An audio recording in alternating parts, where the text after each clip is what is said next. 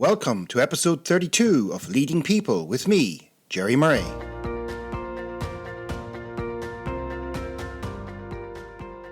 This episode is brought to you by Wide Circle, helping you make better talent decisions.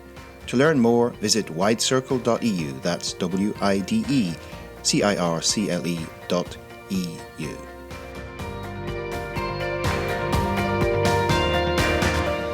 Would you like to have more influence and get more buy-in and commitment from colleagues or other stakeholders? Or to sell more of your products or services? Or to better deal with a low performer on your team? Or simply to be a better parent? This week's guest is certified forensic interviewer and author Michael Reddington, whose new book is called The Disciplined Listening Method. In our conversation, Michael shares his experiences of forensic interviewing. He also explains what it is and how this led him to develop the 7 core behaviours of disciplined listening, which ultimately led to him writing his book, which has just been published. So, without further ado, let's dive right in. Michael Reddington, welcome to the show. Thank you for having me, Jerry. It's a pleasure to be here. I believe, Michael, you're coming in from North Carolina, if I'm not mistaken. That is correct. Yeah. So you've been cheating. You're ahead of me today. That's right. I can tell you what the day is like if you'd like me to, but let's keep it as a surprise, okay? I enjoy the suspense. So, Michael, I came across you through a mutual friend, and I saw you and he having an interesting professional conversation. I think it was on LinkedIn, and probably it went out in many channels. Several months ago, and then we connected, and finally I discovered that there's a new book coming. Well, we'll get to the book in a few minutes, because for people out there who don't know you yet, how did you get to where you are today? Because I've looked a little bit at your biography, and I think there were a few interesting twists and turns. What sort of person, place, or event stands out in your journey to where you got to today? Or was there an epiphany moment or a series of epiphany moments which said, that's the direction I'm heading in? So let's provide that for our listeners. I appreciate you asking. I think where I ended up at today is the result of impulsive decisions and unplanned accidents, to be entirely honest with you. My career started out as a school teacher here in the United States. I worked with the children with special learning needs, and I coached baseball. Then I had some friends talk me into the financial industry because they were making a lot more money than I was. And I lasted 2 years, 1 month, and 2 days because I just couldn't take it anymore. So after going back to get my business degree, I won't bore your listeners with everything I did, but I did a lot of different jobs paying my bills, and ended up a friend of mine over a pint of Guinness talked me into joining him in a part-time security job. I said, why not? And as Jerry Seinfeld would say, yada, yada, yada, here we are. So really it was a series of accidents. None of this was planned. I didn't go to school for this at all. One thing led to another. When I started working in security here in the United States in the private sector, I've never been in law enforcement, never worked for a federal agency, trained many of them, but never worked in them directly. Once I was responsible for having conversations with employees who made regrettable decisions, and my job was to encourage them to be very forthcoming about how much happened and who else was involved and where is it now and how can we get it back and these types of things. I fell in love with the process of interview and interrogation. And that's probably not something very many sane people say, but to me, I was fascinated not with, getting people to say I did it. To me, I was fascinated with what is going on inside somebody's head that allows them to sit 4 feet in front of somebody that they have no real relationship with and share information that puts them in a very vulnerable position. And for me, that just fascinated me. So I let my inner geek start to run a little bit wild and really dove into different educational opportunities within that world, and eventually earned my certified forensic interviewer designation. And after earning that designation, I was recruited to join the world leader in non-confrontational interview and interrogation, training and advising. And I was with them for a decade. I ran their investigations division. I created new content. I trained techniques all over the world. And during that time, I started interacting with executives. And quickly realized that the same issue, that the issues they ran into in their negotiations and their leadership conversations and their business development conversations were literally identical to the issues that I was dealing with in the interrogation room. So I took the leash off my inner geek this time, dove into the research, and came to two key realizations. The first is that the best leaders and the best interrogators capitalize on the same two core skills, vision and influence. And the second is that the cognitive process that leads interrogation suspects to truthfully committing to saying I did it is essentially identical to the cognitive processes that lead employees to commit to saying I'll do it and customers to commit to saying I'll buy it. And with those realizations in mind, I was off on a new adventure. I decided that as much as I think interrogation is fun and I still stay involved and maintain my designation, it was time for me to really focus on being an executive resource. So I created my own organization, Inquasive, drafted the disciplined listening method, and now I teach executives how to use the truth to their advantage by applying strategic and ethical observation and persuasion techniques. So believe it or not, that's the Cliff Notes version, but that's how we got here. Okay, well, that might save people reading the first 2 pages of the book as well. You got to be, I mean, one thing I picked up there, I was listening very carefully, is you got to be careful about who you drink a pint of Guinness with.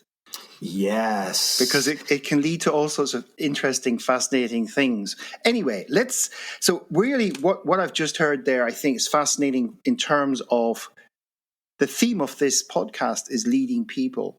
And actually part of that is around leading yourself and then taking that authentic self out there to inspire, to influence, to bring other people along on a journey towards a vision.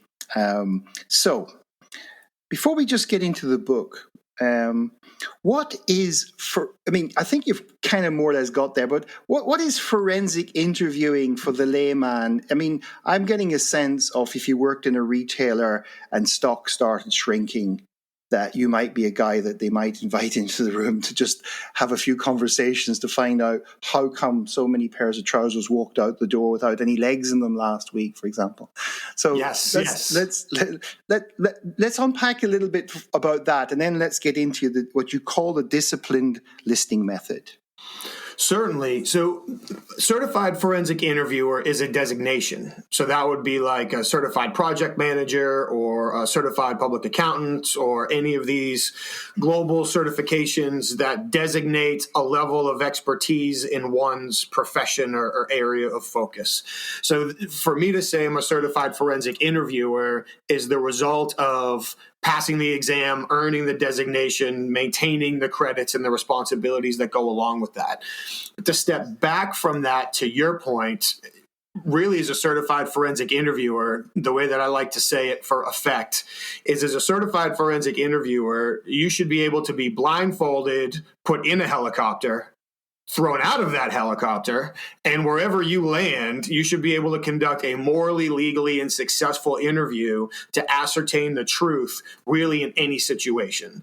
So to your point, it could be a retailer where stock has been nicked and we have to figure out who's been taking it and what's responsible. It could be a scenario where we have crimes against people from the very worst, not that any of them are good, but from the very worst, from homicide and the causing physical harm to, while they're still completely unacceptable, discrimination and harassment and these types of things, to some more white-collar fraud and embezzlement and things in between. So really, as a certified forensic interviewer, our job is to have a deep toolbox of techniques that allow us to connect with people in a wide variety of situations in order to encourage them to commit to sharing the truth. And that's not just for suspects, that's for victims and witnesses as well. Okay. So the book, I mean, at this stage, I guess our listeners want to get a little bit more. They're probably getting curious at this stage. I hope so anyway. Right. So the book's called The Disciplined Listening Method. But before we get into the details of the book, I've got a question for you. Please. Why should anyone become better at listening? Why not? You actually took me away from my patented answer. Oftentimes, if somebody ever asks me why should someone do this, I'll come back and say, well, they shouldn't unless they want to. Usually I come back with they shouldn't, and then I'll kind of spin it from there. But why shouldn't we become better listeners, literally for every single aspect of our lives? And I guess the answer that I'll go with for this conversation before I try to come up with something Shakespearean and inevitably fall short is that there is so much value out there in the world that we miss because we're not observing for it. And that could be in our personal lives, with our family, friendships, purchases, interactions we have every day. It could certainly be in our professional lives, both as leaders with those around us, and depending on where we are in our organization, looking up towards our leaders, peers, partners, business development opportunities, whatever it may be. There's so much opportunity out there to identify hidden value and intelligence, pieces of knowledge that can really help us create new ideas or identify new opportunities or solidify relationships and agreements. And so often we're just not looking for them. We're just not listening for them. And so for me, when I think about the importance of listening, it's the phrase that I'm looking for now that's escaping me, but it's the opportunity cost. I might feel more comfortable, or I might rationalize not fully listening or fully observing for any number of reasons, but at what cost? What are the opportunities that I'm missing out on? Okay. I did have this sort of really weird vision of this podcast conversation with both of us just listening. Like a staring contest? Yes, like a staring contest. People, we can see each other, by the way, listeners out there, we can see each other. What I have discovered, if I can share, is that if when you listen to somebody, they feel that really listen to them, they kind of feel that you see them, you hear them, they start to feel good about themselves, because in today's world, perhaps not so often that they feel listened to. And I have found in the business context, just in business development, people will tell you loads of stuff that they may not have even intended to tell you, but if you're really listening to them, they will tell you stuff. And that sometimes is very useful for both you and them, because it helps the conversation move ahead. So leaders, what's the benefit to a leader in becoming, based on this executive work you've been doing, what's the real benefit we've gone through this whole pandemic thing, and a lot of people are reevaluating where they're going in their lives, what they want to do. And it's not just what we call employees. There's a lot of people in leadership positions just wondering, is this it? And so, but in terms of how leaders are going to get people to come with them now, as people, as organizations, strike out the new path. The world of work, how we do it and how we deliver it for many people, and where we show up to work has all changed. How can leaders, what's in it for leaders if they become better at listening? Well, to your point, the script has been flipped in many ways, and in many ways, the dynamic of power in regards to decision making has shifted in a way that it never has before. And people are incentivized to do things and communicate in ways and make decisions that they've never been incentivized before. Speaking here in the United States, a lot of sessions that I lead, especially at the C-suite level, I'll hear people talking about, employees resigning and why are they doing this? And this doesn't make sense. Well, first of all, let's stop trying to find rational solutions to emotional problems, because that shoe typically doesn't fit. And second of all, let's stop and think that for the first time, and I use this analogy with confidence, but also without the specific research to back it up, likely for the first time since at least the Industrial Revolution, this has been the first time in history people have been encouraged not to work, like literally encouraged not to work. Before, if you didn't work, it was, well, what's wrong with you? Now, if you are working, what's wrong with you? Shouldn't you be out backpacking the Alps? Like, there's something more exciting we could all be doing right now. So the script literally has been flipped. To get back to your question about what leaders can learn from listening equals learning. If we're not learning, we're not listening. And all too often as leaders, it's very easy for us to fall into the entitlement trap. Based on our success, based on our education, based on everything we've achieved, based on our status, we believe that we are entitled to what everybody knows. We believe that we are entitled to what everybody else is supposed to do. We believe that we're entitled to be privy to other people's decision-making processes. When in reality, often those around us feel entitled to protect themselves and serve themselves. And to the degree that that also helps us, great. But to the degree that it doesn't, they're going to default to protecting and serving themselves both. So now more than ever, of course, it's more imperative for leaders to listen, because there's a whole new learning curve for us to go. How are we going to reconnect? How are we going to capitalize on the situation? How are we going to not just build relationships, but rebuild relationships? And one more way, I suppose, that we could say the script, I don't know that the script has been flipped in this case, but it has certainly been exacerbated. People, in my opinion, more than ever, are incentivized not to listen. We are literally now more than ever incentivized to pick a side. I am right, you are wrong. I am this, you are that. You said one thing, I don't agree anymore. So any number of labels that we can put on it. So from a leadership standpoint, if we commit ourselves to listening with the learning mentality, if we commit ourselves to identifying hidden value, if we commit ourselves to creating these opportunities to learn and connect with others, we literally might be the only people within a population that's doing that, which enhances the value that people see in us. And to your point, enhances how people feel about themselves and feel about our relationship and what they're willing to do. So that answer got a touch long-winded, but there's an incalculable amount of benefits there. You've stimulated a thought in my head, actually, which I suppose that's what can happen, even in my head, okay, so there might be people out there who manage people who are so-called leaders today. However, there's probably a lot of people listening to this who may not have got to that stage in their career yet. And actually, what I'm hearing as well is become good at this, and you might find yourself making lots of progress in your career because people just want to be around you. Because you're somebody that makes them feel a bit special, you build good relationships with them, their opinions count, their opinions matter, even though you don't have to always accept everybody's opinion, but having the ability for people to get their point of view out can be an incredibly important thing, particularly if you want those same people then to jump into that boat and row it with you and take it somewhere, right? Certainly. Now, let's get into this. You've got 7 core behaviors.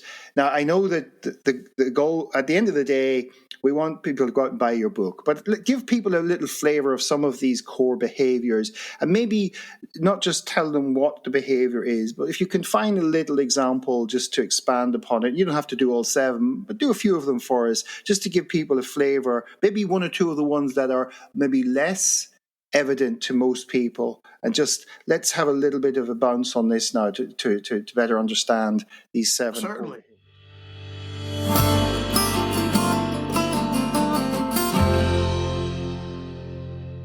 In the next part of our conversation, Michael goes into depth on his 7 core behaviors. 2 behaviors of which are pre-conversational, 4 which are during a conversation, and 1 which is a post-conversation behavior. We learn how to apply these to a variety of contexts, such as business development and sales, influencing and getting buy-in and commitment from others, learning new things, and how to deal with someone whose performance at work has slipped. So, back to our conversation. Certainly, and we'll see if we can touch on all 7. I don't want to shorten anyone if we've got the time to do it. Really, when I created the disciplined listening method, I guess coming from interview and interrogation, there are a handful of really good methods in that world, and most of them have steps. Do step 1 through 10, 1 through 7, 1 through 18, whatever it is. And in that environment, it's easy to go step for step because it's a pretty controlled conversation in a pretty controlled environment. When we think about most of the conversations we have in our business and personal lives, those aren't so controlled. They're far more dynamic, more people involved. So in creating the disciplined listening method, I was really focused not so much on a step-by-step methodology, but more to your point of a core set of behaviors. How can we begin to change our mindset, change how we prepare, change how we execute, and change how we follow up to our conversations to achieve many of the goals that we've already talked about so far in the conversation? So with the 7, we have 2 behaviors that essentially are pre-conversation. We have the 4 behaviors that are essentially during the conversation, and then the final is more or less a post-conversation behavior. So even if we just break them down into those categories, and then I'll pause after each for your contribution as well. The first 2 behaviors of the disciplined listening method are, number 1, before entering into an important conversation, understand how it can help you achieve your long-term goals beyond just your short-term goals.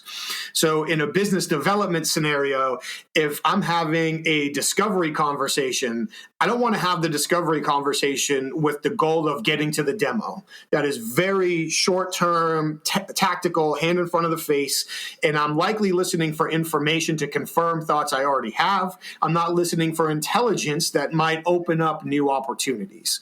So instead, if I go into that discovery call with the goal of how do I turn this prospect into my best sales representative? How do I get them to advocate for me? Now I'm listening at an entirely different level. From a leadership standpoint, and this works both ways, leadership to employee or employee to leader. If I go into a conversation thinking to myself, I need to make sure that Jerry understands how I feel and the impact of his behavior and the importance that it changes. That's a very tactical, hand in front of my face goal, which, by the way, is entirely focused on me and driven by my emotions. Instead, if I switch that to, this is really an opportunity for Jerry and I to have a conversation and work through some problem-solving processes to make sure that we're on the same page long-term, so Jerry can turn around and be an advocate within the organization, and I can reduce my stress and get back to doing my job. So, that's really shifting our mind's eye beyond the short-term goal to the long-term strategic goal. And then the second pre-conversation behavior is we leverage the perception of our weaknesses to communicate to create our communication strategies. We don't leverage our strengths. It's essentially work to your strengths, not work from your strengths. So all too often, whether we focus on our title, our superiority, our point of view, whatever it may be, we tend to overrate our strengths, and we tend to create division by focusing on our strengths. And really, this specific behavior comes from my interrogation background, where for my former teammates and I, the vast majority of times when we were called to participate in an investigation, the investigation had multiple suspects, no evidence, everybody had already been interviewed at least once and declared their innocence. Weeks or months have passed, and now it's gotten to such a politically intolerable point within their organization that they have to bring somebody in from the outside to try to figure out what happened. So in those situations, we have no strengths outside of our techniques, and there is honestly no good reason for someone to tell us the truth. They're likely 60 minutes away from getting off scot-free, but yet at a high level of consistency, we obtain the truth. So literally, our ability to obtain the truth in those scenarios didn't come from trying to force our strengths on somebody else. You will tell me the truth. It came with embracing the fact that we really had no strengths and building our communication strategy from that. So literally, if I'm preparing for an important conversation, I won't ask myself, why should Jerry commit to what I want him to? Because that's focusing on me, whether I realize it or not. Mm-hmm. I'm going to ask myself, why shouldn't Jerry commit to what I want him to? Why hasn't he already committed to what I want him to? And then after I answer those 2 questions, I'm going to look at those answers and think to myself, great, now what does Jerry need to experience before he chooses to commit to what I need him to? And now I'm going to build my communication strategy, leveraging my perceived weaknesses in order to work towards my strength and create the outcome that I'm looking for. So I'll pause there, but those would be the 2 pre-conversation core behaviors. So is that a little bit like going in with a state of being prepared to not know? Some anthropologists used to call it the nurk state, which was like sort of going in without any preconceived idea, and just instead of going, I need to go down and I need to nail this person with this 3 questions. Rather, let's hear what they have to say. Maybe I'm going to learn something that I wouldn't even have expected. And, because when you go in with preconceived expectations and ideas, don't we put a filter around? We shut out some things that may be important, right? Is that what you mean by kind of coming from weakness rather than coming in and saying like, yeah, I'm coming in with, I've got 3 questions for you and I want the answers now. Yeah. Well, I'm here for a conversation and a chat. You're in this situation for whatever reason. You've been brought into this situation. I've been brought in to have a chat with you. But is that the kind of thing you're talking about? That lines up very well, yes. If I think I know how the movie ends, there's no need for me to watch the movie. And out of our 175 or so cognitive biases, confirmation bias might be the most powerful. So if I think someone's going to lie to me, then I'm going to convince myself. If I think someone has to be guilty, then I'm going to convince myself. So you're right. One of my funnier examples from teaching, interview, and interrogation, I was working with a federal agency, a government agency here in the United States in Denver, Colorado. And about halfway through a 2-day seminar, a gentleman in the back of the room raised his hand, and he had sort of been that guy for most of the session, a little bit antagonistic with his questions. And this time he raises his hand and kind of cocks his head to the side and announces that he has a question for me. And I say, please. And he says, so in your world, are people guilty before proven innocent or innocent before proven guilty? And I smiled and said, neither. Yeah. Which caused him to sit down and get a little bit more red in the face. And I said, in our world, the facts are paramount. It is our job to have a conversation with somebody and let the conversation lead us in one direction or the other. So yes, I agree. Yeah, and it's a little bit what you kind of mentioned earlier. We're living in an increasingly binary world where we have to pick a side. And that means we often have to stay put on either side of a, whatever you want to call it, let's just say a simple line between black and white or white and black or right and wrong or good and bad. And that means that we never cross over. It's like imagine 2 gardens and we don't see the other person's garden, but we know that our garden is the best garden and theirs is not in our imagination.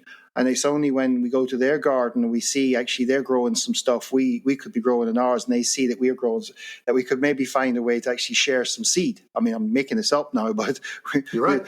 Often it's like, maybe we could find a way to share some seed and actually both have really, really nice gardens, even though we think we've both got the perfect garden. Anyway, let's I don't know what the listeners might have gone off now to their gardens to plant things. Who knows? It's the spring over here. Anyway, the next ones. So we've got four that take place then during the conversation. So let's have a little bit of an exploration of those. Yes. And to give you more credit, I was trying to be as patient as I could. You perfectly set up the first behavior for participating in the conversation, which is allow the conversation to come to you. And that's exactly what you were just talking about. Letting somebody else speak, taking the opportunity to learn. Anytime we go into a conversation saying, I've got this all figured out, stop. There's always something that we don't know. There's always something that we can learn, whether it's a fact, a perspective, an emotion. There's always something that we can learn. If we're not listening, we're not learning. If somebody else isn't speaking, we're not learning. So letting the conversation come to us is extremely important. Giving somebody the opportunity to talk in depth and explain gives us plenty of opportunity to listen, not just for information, but for intelligence. During that process, it is very important that we observe the totality of their communication to the degree, depending on the modality. Is it email, phone call, video call? Are we sitting face-to-face in a pub or a coffee shop? Preferably a pub, if I'm being honest. To the degree that we have it available in front of us, I want to observe the totality of my audience's communication, verbal and nonverbal. And I want to observe that not for truth and lie. And I don't teach many investigators anymore, but when I do, I still reinforce this with investigators, not just executives and sales teams. I don't want to observe for indications of truth and lie. I want to observe for indications of comfort and discomfort. While you were talking to me, I want to look for changes in your comfort level. Are things that you're describing to me appearing to increase or decrease your comfort level? As I'm talking to you, I want to look and listen for changes in your comfort level based on what I'm saying. The vast majority of the behavioral shifts that we have the opportunity to observe are driven by an internal emotional shift. And the greater the emotional shift is on the inside, the stronger the behavior changes on the outside. So when we talk about listening or observing for intelligence over information, I will also say this: when a behavior changes, it's far more important than what behavior changes. So really what I want to do is I want to be keen on where and how is your behavior changing in relation to the topic of the conversation or what is happening around us in the room. That's what allows me to really get between somebody's ears and be very confident in my interpretation of what they're thinking or feeling in the moment. It's that contextual awareness. So we're not trying to catch somebody lying. Generally speaking, most of the things that can happen if we try to catch somebody lying are bad or at least not productive. So we want to look and listen for those changes in comfort levels. Once we observe those, we get to the next behavior, which is adapt our approach. We don't want to stay married to a suboptimal conversational approach as we're gathering this new intelligence and we're learning more. The more we learn, the more we can adapt. Do I need to press forward a little bit stronger? Do I need to step away? Do I need to shift topics altogether? Do I need to call a break? Do I need to get somebody else involved in the conversation? There's any number of decisions we can make. And then the last one for engaging during the conversation could likely be the linchpin to this entire process. Always encourage your counterparts to protect their self-image. The literal key, the biggest motivating factor that helps people share any type of sensitive information or change their behavior in any way, share information in any way that makes them feel vulnerable, is to help them save face and protect their self-image. So we should be going out of our way to avoid making people feel embarrassed, to avoid making people feel threatened, to avoid making people feel stupid. I mean, fill in your negative word of choice. We should be going out of our way in our conversations to help people save face and protect their self-image.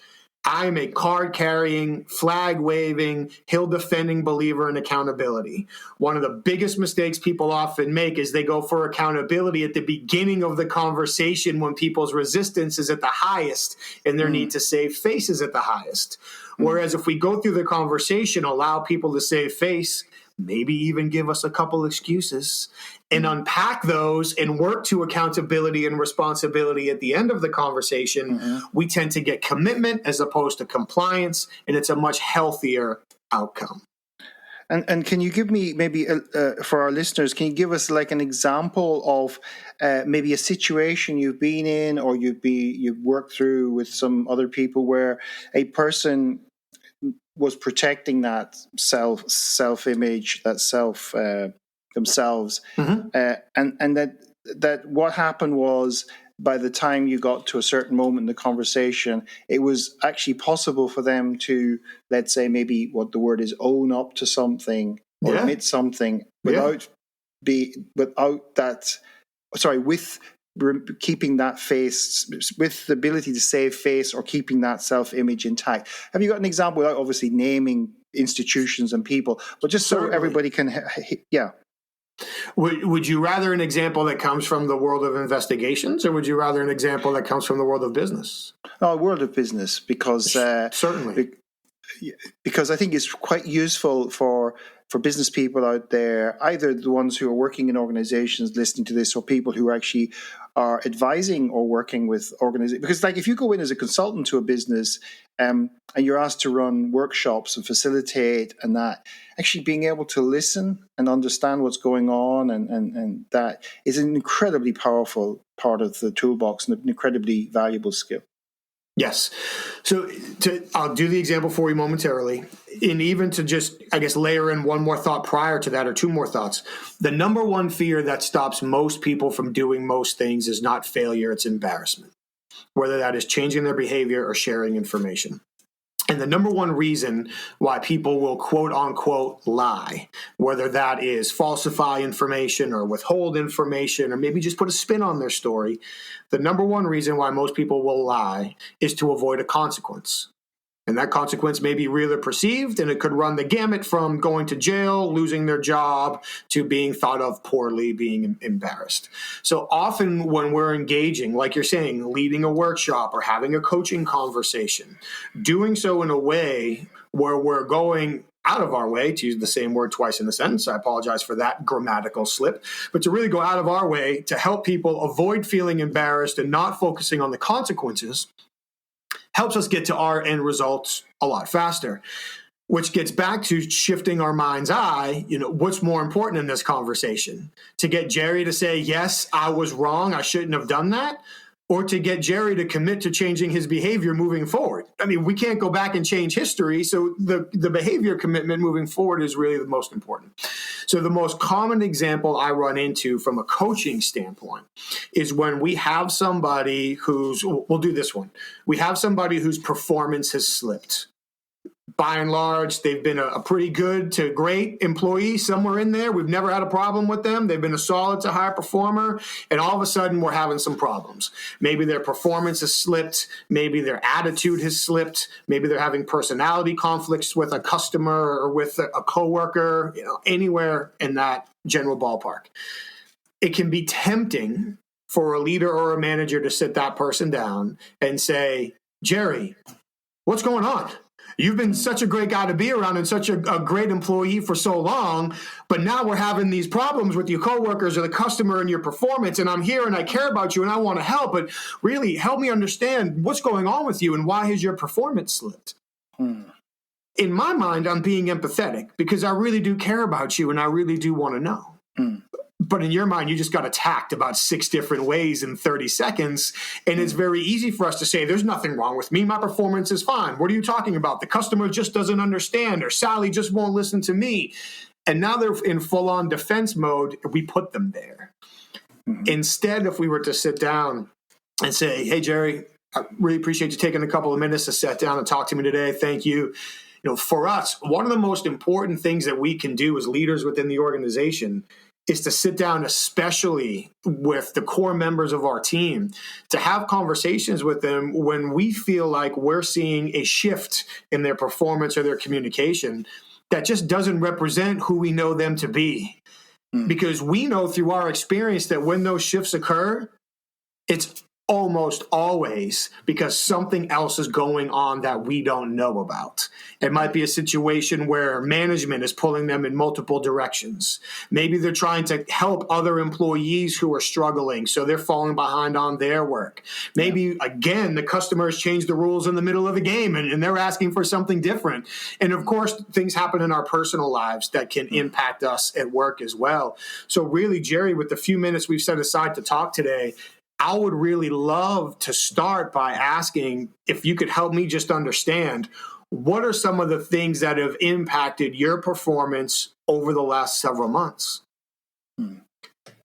So now what I've done is I've illustrated, without saying, the only time I said the word you was when I asked the question at the end. Everything prior to that was done plural. So you're not being attacked anywhere. And not only are you not being attacked, you can group yourself in psychologically with other people who I've clearly had this conversation with before. So now this is focused on the outcome. It's not focused on you. It's focused on resolving the issue, not punishing the person. And as I'm giving you this menu of reasons why sometimes performance suffers, I'm allowing you to choose one. And quite honestly, even if it's not 100% the truth, if you come back to me and say, Mike, really for me, it's been frustrating because management is asking me to do one thing and the customer is asking me to do another.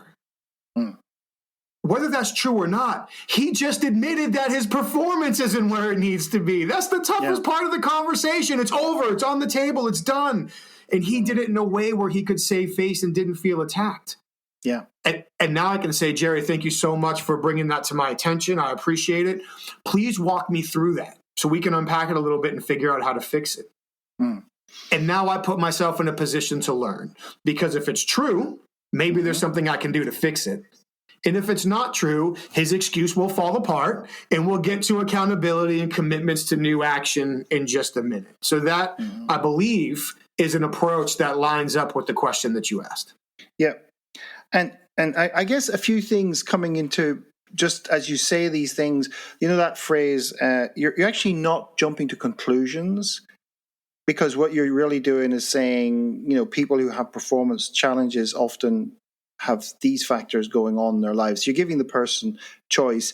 The other thing the other thing that comes to my mind, two other things actually. One is that because you've referenced the forensic and the interrogation part, where there's somebody has done something quite serious potentially serious in an organization, and there's an element of we have to find out, get to the bottom of it. Let's say, I was kind of going, but people might think, well, this stuff is just really on a certain spectrum where it's quite. But when you talk about performance, this becomes a huge issue. Lack of engagement, and there's a danger in many organizations amongst leaders and managers that they sit around a room even themselves and say it must be these three things. Let's just nail that guy on that one because we think that's what it is.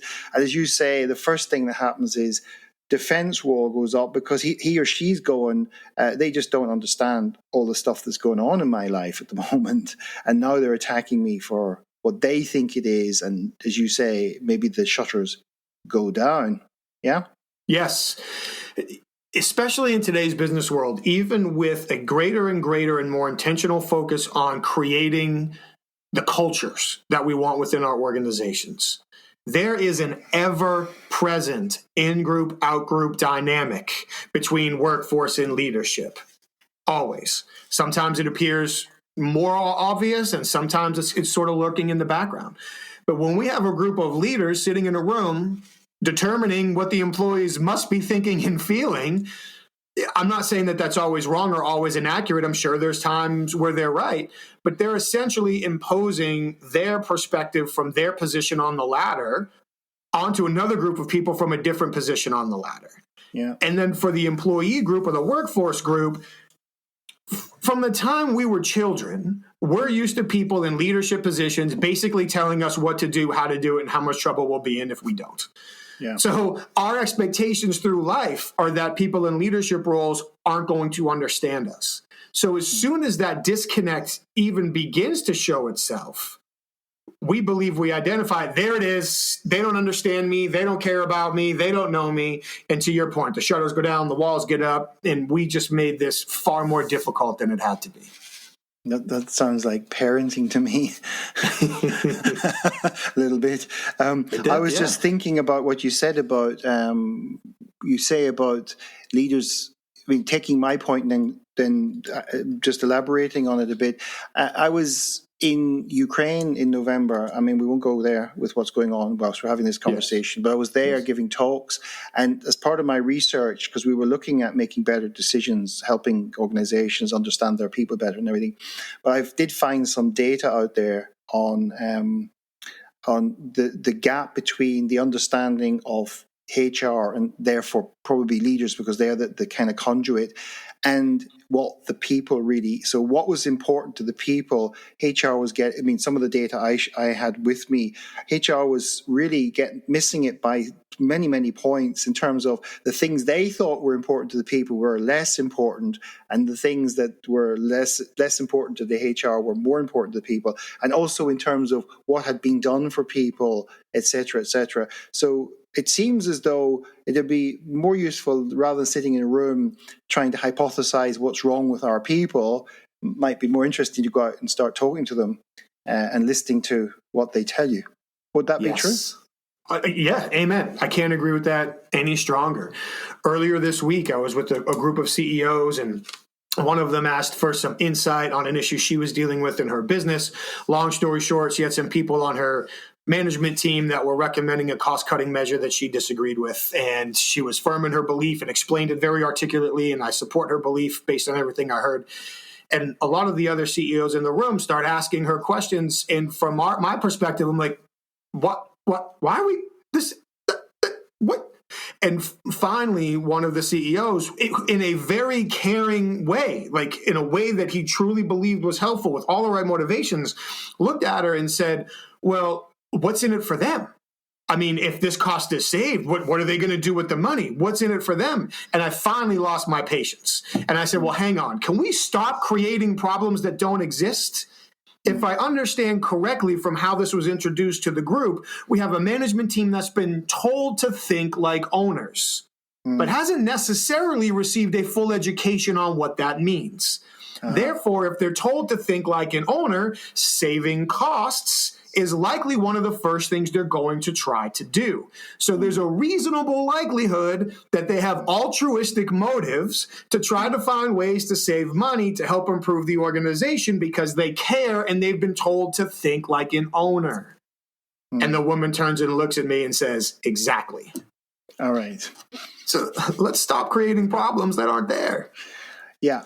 And that's some of these consequences of jumping to conclusions. Now, one thing that occurred to me as you were explaining all of this was, and I think this might even dovetail into your post-conversation point, in some organizations, before people start looking at their listening skills and start to practice the disciplined listening method, they may have to look at the psychological safety in the organization. And could you talk to that? And does it link into your seventh point or your seventh behavior? Yes, and thank you for bringing it up as I distracted myself from it. It does link to it because the seventh behavior is really the post-conversation behavior of following up. Active listening is the ubiquitous term for listening. I'm going to over-summarize, but smile, nod, maintain good eye contact, mirror posture, summarize what you heard during the conversation. All of that's great. Do it. This is not the part of the conversation where I say that's wrong. All of it's great. Do it.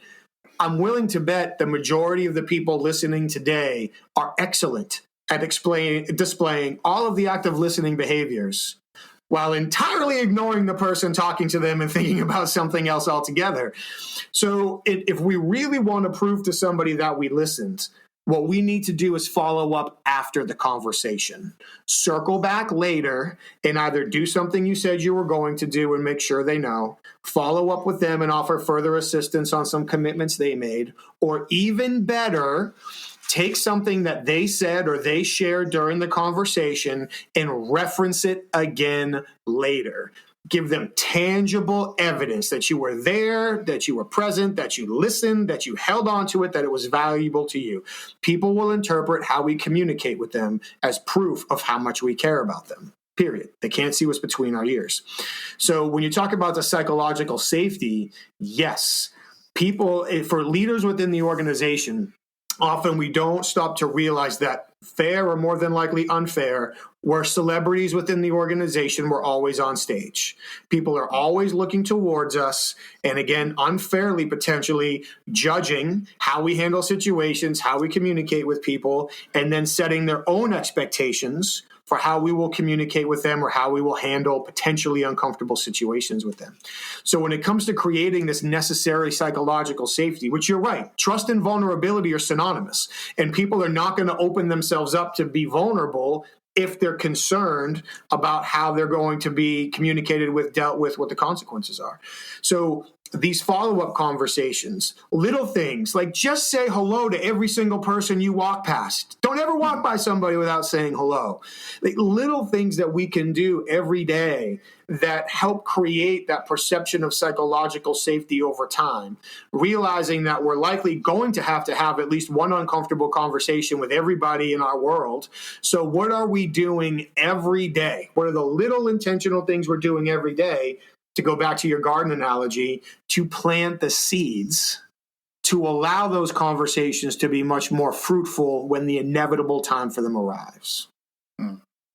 So we're getting to the last few minutes. I guess as always, something that I'm always actually conscious of, and I'm going to use that word again in a second, is that, in order to embed a skill set and behaviors at the unconscious level, which is where they become our automatic default, we often have to become very conscious of them.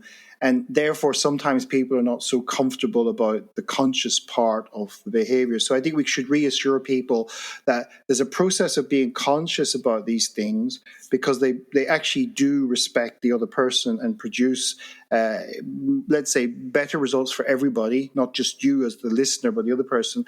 But at the same time, often we have to go through a conscious awareness process to get to the unconscious part where it flows as part of who we are. Does that make sense to you? Does that? Yes, 100%. It's for anything, any new set of behavior, how are we consciously implementing, practicing, and reflecting until it becomes muscle memory? 100%.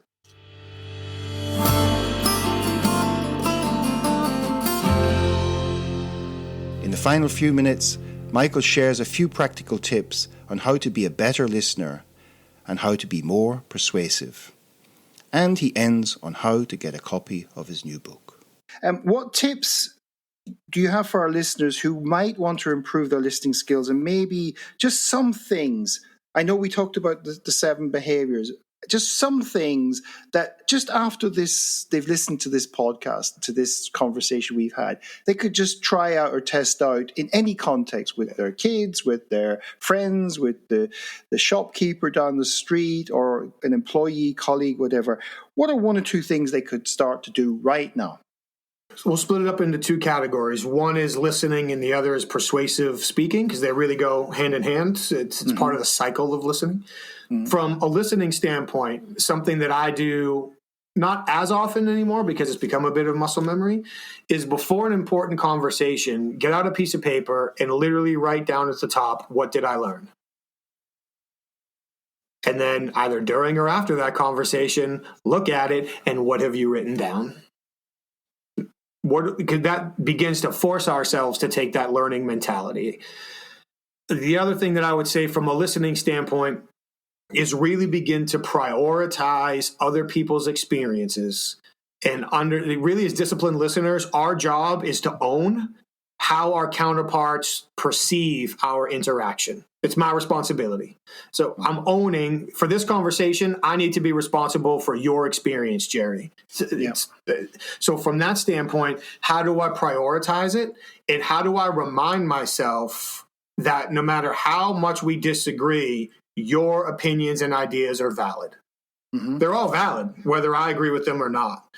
So I think from a listening standpoint, that would help. And I'll throw in a third one for fun: slow down. Just slow the conversation down. Time is the enemy of empathy. If we prioritize how quick this conversation goes over how much value we get from it, the value we get from it will plummet. So time is the enemy of empathy. Slow things down. Then on the persuasive side, I would really go back to a little bit of what we illustrated during the part we did on helping people save face.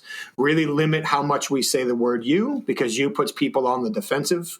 Give those plural examples to help people save face. And this one is going to be shocking. Leverage the excuses that people give you. Don't attack them. When people give you an excuse for something they did or didn't do, the toughest part of the conversation is over. They're essentially admitting that the problem exists. What they're doing is giving you an excuse to save face in the conversation. So don't attack the excuse, leverage the excuse. Literally, just look at them and say, thank you for sharing. I hadn't considered that. Please tell me more. Walk me through. It might be true. You might learn something. And assuming it's not true, it will unravel. I guarantee you they didn't plan their excuse in detail, and they will lead themselves to accountability by the end of the conversation. So I think you asked me for 1 or 2, and that was 4 or 5, which means I likely wasn't listening, but that wraps it up, I believe. Oh, you're just being generous. Thank you. Yeah, so there's an element of not jumping into to judgment mode. It's more like this coaching skill of just allowing the person, particularly when they give you an excuse, there's some reason sits underneath that, and exploring that will help. And so my question to finish was really around what's next for Michael Reddington. But I guess the book will be out by the time this airs, which will probably be end March or sometime in early April. Your book should be available in regular bookshops. Is that right? Yes, sir. It should be available, especially for the international audience. It should be available at all the major online retailers. It's simply titled The Disciplined Listening Method. So Amazon and whatever the other major bookstores are internationally. And here in the United States, it would be Barnes & Noble as well. Internationally, I wouldn't venture to name them. So it should be easy to find online. And really, for me, what's next is enjoying the ride and the excitement, and honestly, some of the fear that comes with having the book published. But it really is an opportunity to get the message to a broader audience with especially in the book, layers and layers of examples, not just from the investigative world, but to a point that you made earlier, parenting and personal examples, along with plenty of business examples, really to teach people how to reduce missed opportunities and increase commitments to action. Okay, so I'll put some links in the show notes. What's the best way for people to reach out to you and connect with you? I appreciate you asking. I'll be happy to connect with anyone. My website is inquasive.com, INQUASIVE.com. And the only social media I'm on is LinkedIn. So you can search me as Michael Reddington, CFI, Certified Forensic Interviewer, on LinkedIn. And I'll be happy to connect with any listeners and continue the conversation, even answer any questions they may have. Well, that's an invitation that many people should not miss. I encourage you to do that. Everybody out there, LinkedIn's a wonderful platform for professional connecting, and I find a lot of people open to being connected. Yes. And as long as people don't start pitching them with something in the first 2 minutes, it's always a pleasure to have an exchange with somebody on LinkedIn. So, Mike, thanks for sharing your insights, your tips, and your wonderful wisdom with our listeners today. I appreciate the conversation. It was great to meet you. Thank you for inviting me. And hopefully as the world opens up to travel again, maybe in the not so distant future, we'll continue the conversation over a pint. Thank you. Look forward to that.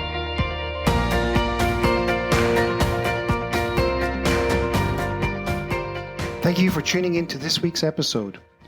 You will find details of what we covered in the show with links, etc. in the show notes. Please share your key takeaways from today's guest and let your friends and colleagues know about the podcast. Oh, and if there's a particular author or leading thinker you'd like me to interview, just get in touch and I'll do my best to get them on the show. This episode was brought to you by Wide Circle, helping you make better talent decisions. To learn more, visit widecircle.eu. That's WIDECIRCLE.eu. Until next time.